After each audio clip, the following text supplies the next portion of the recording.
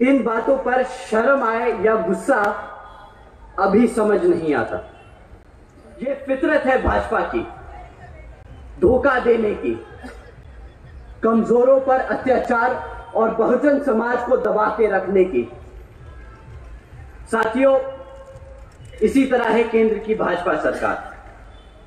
कुछ लोग मन की बात सुनाकर वोट ले गए आपका, और अब जब जनता परेशान और बेहाल है तो मन की ही बात सुनाकर बोलते हैं, अरे हम तो फकीर आदमी हैं, झोला उठाकर चल पड़ेंगे। आप सब बहुजन समाज से हो, बहुजन समाज से। कभी ना झुकना, कभी ना रुकना। अपनी जिंदगी को अपनी शर्तों पे जीने की हैसियत रखने वाले हो तुम।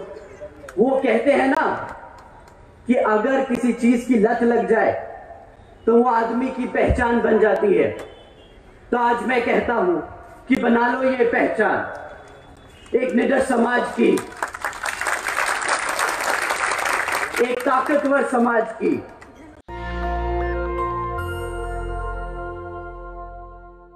मध्य प्रदेश की इस पावन धरती पर खड़े होकर आप सबके सामने अपनी बात रखने का जो सौभाग्य मुझे मिल रहा है, तो इसके लिए मैं आप सभी का तहे दिल से आभार व्यक्त करता हूं।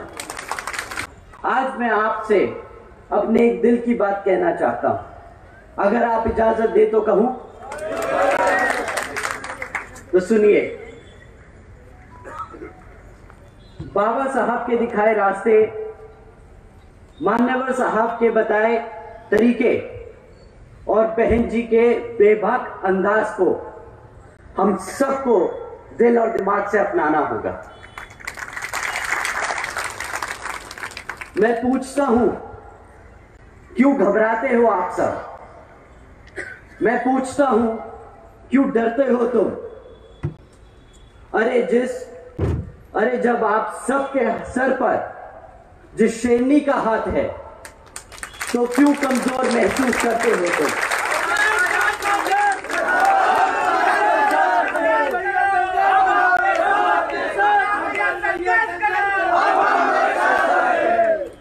आप सब बहुजन समाज से हो, बहुजन समाज से। कभी ना झुकना, कभी ना रुकना। अपनी जिंदगी को अपनी शर्तों पे जीने की हैसियत रखने वाले हो तुम। वो कहते हैं ना कि अगर किसी चीज की लत लग जाए तो वो आदमी की पहचान बन जाती है। तो आज मैं कहता हूं कि बना लो ये पहचान, एक निडर समाज की, एक ताकतवर समाज की, एक मजबूत बहुजन समाज की। साथियों, जब हम अपने आप को लाचार महसूस करते हैं, लाचार समझने लगते हैं, तब मानववादी लोग हम पर हावी होते हैं। अब देखिए,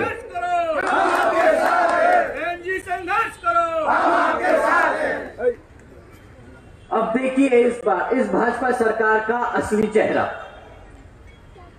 श्रीमती रामप्यारी बाई जी, आप सब ने इनका नाम जरूर सुना होगा। ये वही हमारे बहुजन समाज की महिला हैं जिनको कुछ मनुवादी सोच रखने वाले लोगों ने उनसे उनकी जमीन हड़पने की कोशिश में श्रीमती रामबाई जी को जिंदा जला दिया। ऐसा क्यों हुआ?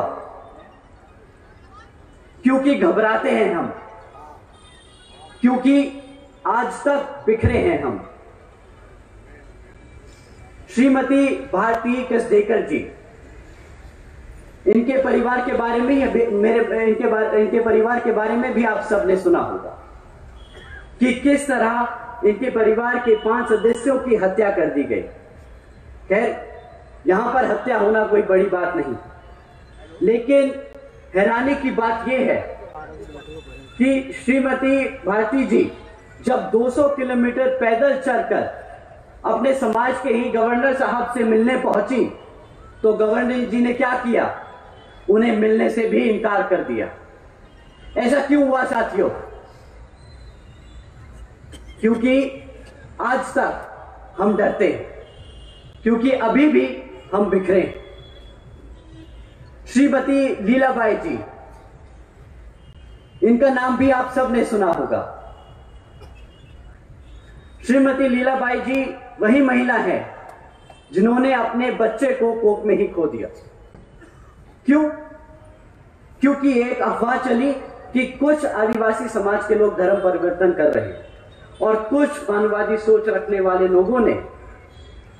लोगों को ये बात हजम नहीं हुई, तो अपना वर्चस्व बनाए रखने के गुरूर में श्रीमती लीलाबाई जी के घर में घुसकर उनके साथ हाथापाई कर उनके बच्चे को कोख में ही मार दिया।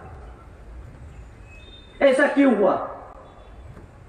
क्योंकि आज भी कमजोर महसूस करते हैं हम, क्योंकि बिखरे हैं हम। साथियों, सिर्फ एक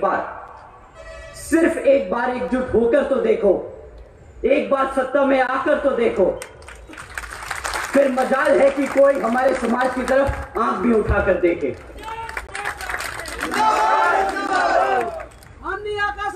संघर्ष करो, संघर्ष करो। साथियों, जो भाजपा सरकार अपने आप को नंबर 1 बताती है, तो शायद आपको जानकर हैरानी होगी कि हकीकत में यहां की भी भाजपा सरकार किन मामलों में नंबर 1 है। नंबर 1 है पूरे भारत में हमारे बहन बेटियों पर अत्याचार करने में। 350 से भी अधिक बलात्कार के केस सिर्फ पिछले 1 वर्ष में दर्ज किए गए। यहां पे नंबर 1 है भाजपा सरकार। नंबर 1 है पूरे भारत में हमारे बुजुर्गों पे अत्याचार करने में। यहां की भाजपा सरकार नंबर 1 है। नंबर 1 है पूरे भारत में हमारे SC, ST, OBC व धार्मिक अल्पसंख्यक समाज पर अत्याचार करने में। नंबर 1 है मध्य प्रदेश की भाजपा सरकार। इन बातों पर शर्म आए या गुस्सा अभी समझ नहीं आता। जब मैं सुनता हूं कि यहां के गृह मंत्री इन मामलों पर सफाई देते हैं ये कहकर कि मध्य प्रदेश में जुर्म इसलिए ज्यादा दिखता है क्योंकि यहां की पुलिस सारे केस दर्ज करती है, ये कहकर कौन सा एहसान जता रहे हैं यहां के लोग। क्योंकि जहां तक मुझे याद है, अगर आपको यहां की जनता किसी सरकारी पद पर बैठाती है तो फिर आप एक जनता के सेवक और एक सरकारी नौकर होते हैं। मैं कहता हूं, अगर आपसे काम नहीं होता तो छोड़ दीजिए पद। और यही सवाल मैं यहां के मुख्यमंत्री से पूछता हूं।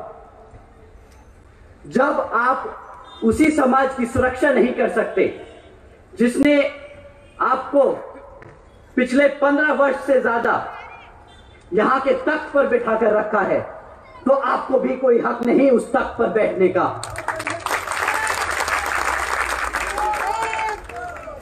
साथियों, ये गुस्सा मेरा व्यक्तिगत नहीं, ये नाराजगी मेरी व्यक्तिगत नहीं। दुखी हूं क्योंकि हमारे बहुजन समाज को जो मुख्यमंत्री के साथ साथ प्रधानमंत्री बनाने की हैसियत रखता है, ताकत रखता है, उसी समाज का शोषण होता है। और यह अकेले मध्य प्रदेश का हाल नहीं, बल्कि हर एक उस प्रदेश का हाल है जहां जहां पर भाजपा और कांग्रेस की सरकारें। यह फितरत है भाजपा की, धोखा देने की, कमजोरों पर अत्याचार और बहुजन समाज को दबा के रखने की। साथियों, इसी तरह है केंद्र की भाजपा सरकार। कुछ लोग मन की बात सुनाकर वोट ले गए आपका, और अब जब जनता परेशान और बेहाल है तो मन की ही बात सुनाकर बोलते हैं, अरे हम तो फकीर आदमी हैं, झोला उठाकर चल पड़ेंगे। केंद्र की सरकार का वादा करोड़ों नौकरियां देने का, केंद्र की सरकार का वादा महंगाई कम करने का, केंद्र की सरकार का वादा गरीबी खत्म करने का। क्या यहां बैठे मेरे साथी लोग, आप लोगों की लग गई नौकरियां? क्या आप लोगों के लिए हुई महंगाई कम? क्या आप लोगों की बढ़ी आमदनी?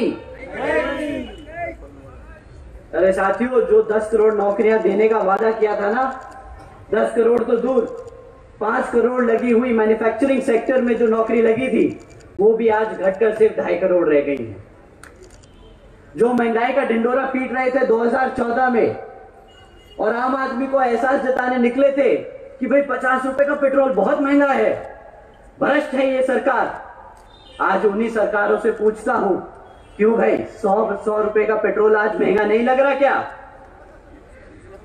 जो गरीबी खत्म करने निकले थे, आज नोटबंदी जैसे काम करके शायद गरीब को ही खत्म कर चुके हैं। 2014 में 2 करोड़ 70 लाख लोग जो गरीबी रेखा से नीचे थे, आज उनकी संख्या बढ़कर 13 करोड़ से ज्यादा हो चुकी है। हम सबको पूछना होगा यहां के प्रधानमंत्री से, क्यों अब ऐसे ही भारत की इकोनॉमी बनेगी $5 ट्रिलियन की? मैं अगर सही मायने में समझता हूं तो केंद्र की सरकार को बहुजन समाज को मुफ्त में राशन देने जैसी योजनाएं चलाने की कोई जरूरत नहीं। हमारे समाज को हमारे पैरों पर खड़े होने के लिए सिर्फ अवसर चाहिए, क्योंकि इतिहास गवाह है साथियों, बहुजन समाज लेने वालों में से नहीं, देने वालों में से है। आज हम भाजपा सरकार को मन की बात नहीं, कुछ काम की बात समझाना चाहते हैं। एक लीडर होता कैसा है, एक मुख्यमंत्री होता कैसा है और एक प्रधानमंत्री को होना कैसा चाहिए। बहन जी ने कानून व्यवस्था के साथ साथ राज्य के सामाजिक व्यवस्था के लिए भी अनेकों कार्य किए। बहन जी ने देश में पहली बार सरकारी कॉलेजेस में, स्टूडेंट हॉस्टल्स में अन्य पिछड़े वर्गों के छात्रों के लिए 27% आरक्षण की व्यवस्था तय की। बहन जी ने सावित्रीबाई फूले बालिका शिक्षा योजना के तहत 7 लाख से ज्यादा बच्चियों को 12वीं तक की शिक्षा प्राप्त करने हेतु 600 करोड़ से अधिक लागत इन बच्चियों पर, अब बच्चियों को अपने पैरों पर खड़ा कर एक उज्जवल भविष्य देने के लिए खर्ची। बहन जी ने महामाया गरीब बालिका आशीर्वाद योजना के तहत 3,25,000 बच्चियों को 1-1 लाख रुपए सीधा उनके बैंक खातों में देने का काम किया। साथियों, आदरणीय बहन जी ने इस योजना के तहत 3,250 करोड़ से ज्यादा सीधा बच्चियों के बैंक खातों में भेजे। भारतीय जनता पार्टी ढिंडोरा पीटती है कि भाई हम 20 लाख रुपए देंगे, 20 लाख रुपए देंगे, और ऐसी योजनाएं चलाती हैं बेटी बचाओ बेटी पढ़ाओ जैसी खोखली। हमारी आदरणीय बहन जी ने ये सब करके दिखा दिया। और ये सब कब किया? 2007 से 2012 तक। जो 2014 में बने वो बोल रहे थे 20 लाख देंगे। कभी अगर जानकारी पूरी होती तो पता चलता कि उससे ज्यादा अधिक, उससे ज्यादा कहीं ज्यादा हमारी बहन जी दे चुकी है। आदरणीय बहन जी ने अपने शासनकाल में 12,500 करोड़ की लागत से हमारे SC, ST व OBC, साथ ही साथ आदिवासी समाज के 3,50,000 से ज्यादा परिवारों को महामाया आवास योजना के तहत अपना खुद का घर दिया। आदरणीय बहन जी ने अपने शासनकाल में 2,60,000 से ज्यादा भूमिहीन परिवारों को 1,45,000 से ज्यादा एकड़ जमीन का मालिकाना हक दिलाया। साथ ही साथ आदरणीय बहन कुमारी मायावती जी ने अपने शासनकाल में 1 लाख से अधिक सफाई कर्मचारियों की भर्ती की। 2 लाख से अधिक जवानों को पुलिस फोर्स में भर्ती किया। 90,000 से ज्यादा शिक्षकों को सरकारी नौकरी दी। और साथ ही साथ आपको जानकर यह हैरानी होगी कि रोजगार के मौके तब दिए गए जब पूरी दुनिया मंदी के दौर से गुजर रही थी। एक तरफ लोगों को नौकरियों से निकाला जा रहा था और दूसरी तरफ आदरणीय बहन कुमारी मायावती जी उत्तर प्रदेश में लोगों को लाइन से लगाकर नौकरियां दे रही हैं। यही है असल मायने में सर्जन हिताय व सर्जन सुखाय की नीति। आज मैं और मेरे जैसे लाखों करोड़ों बहुजन समाज के नौजवान अपना सिर उठाकर एक इज्जतदार जिंदगी इसलिए जी सकते हैं तो वो सिर्फ और सिर्फ हम सबकी बहन जी की वजह से ही। मैं आज यहां अपना सिर झुकाकर अपने दिल पर हाथ रखकर बहन जी का तहे दिल से शुक्रिया अदा करता हूं। आदरणीय बहन जी जिंदाबाद जिंदाबाद जिंदाबाद।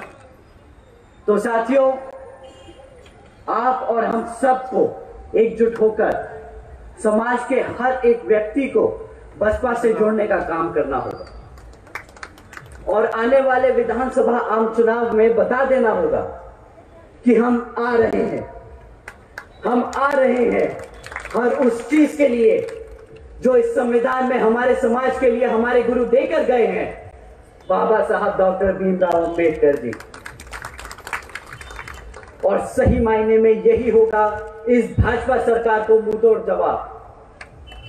अंत में मैं यहां मंच पर मौजूद सभी छोटे और बड़े पदाधिकारी और कार्यकर्तागण का तहे दिल से शुक्रिया अदा करता हूं। साथ ही साथ हमारे सभी बड़े और जवान बीबीएफ के जवान साथियों, आप सभी का मैं तहे दिल से धन्यवाद करता हूं। साथ में यहाँ इतनी बड़ी संख्या में आज हमारी बहनें, हमारी माताएं जो इस समारोह के लिए आए हैं, तो आप सभी का भी मैं तहे दिल से शुक्रिया अदा करता हूं। जय भीम, जय भारत, जय बहन जी। नेशनल दस्तक की आपसे गुजारिश है कि अगर इसको बचाना चाहते हैं तो नेशनल दस्तक को सब्सक्राइब करने के लिए रेड कलर के सब्सक्राइब बटन को दबाएं, फिर बेल आइकन की घंटी दबाएं। नेशनल दस्तक को बचाने के लिए बहुत जरूरी है कि हर खबर को शेयर करें, लाइक करें, कमेंट जरूर करें।